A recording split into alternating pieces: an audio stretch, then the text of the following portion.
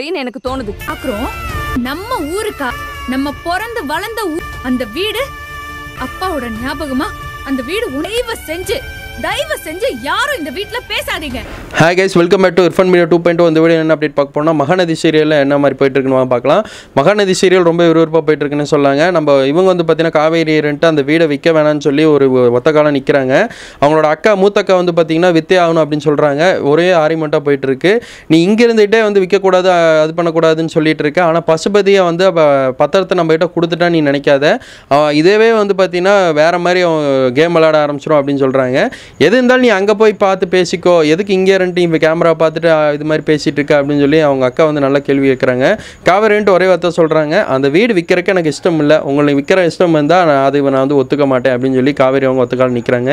விஜய் கூட கொஞ்ச நேரம் வைப் பண்ணி பேசிகிட்டே இருக்காங்க. நல்லா பேசிகிட்டே இருக்கும் போது அடுத்த சீனில் வந்து பார்த்திங்கன்னா அந்த இவங்களோட தங்கச்சி இருக்காங்க பாருங்கள், காவேரியோட இடையில இருக்க தங்கச்சி வந்து பார்த்திங்கன்னா நடு தங்கச்சி கூப்பிட்டு கேட்குறாங்க.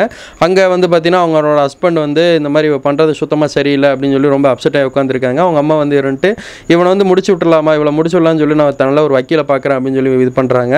இவளும் வந்து அதை நேர்லேயே கேட்டுறாங்க. கேட்டதுக்கப்புறம் பயங்கரமாக ஷாக்காகிறாங்க. இதை பற்றி உங்களோட கருத்து கணிப்பு பண்ணவர்கள் கமெண்ட்ல சொல்லுங்கள். மகாநதி சீரியல்லாம் இப்போ உங்களுக்கு ரொம்ப பிடிச்சா லைக் பண்ணுங்கள், ஷேர் பண்ணுங்கள், அப்படி ஃப்ரெண்ட்ஸுக்கும் ஷேர் பண்ணி சொல்லுங்கள். தேங்க்ஸ் ஃபார் வாட்சிங் டேஸ். Bye yours.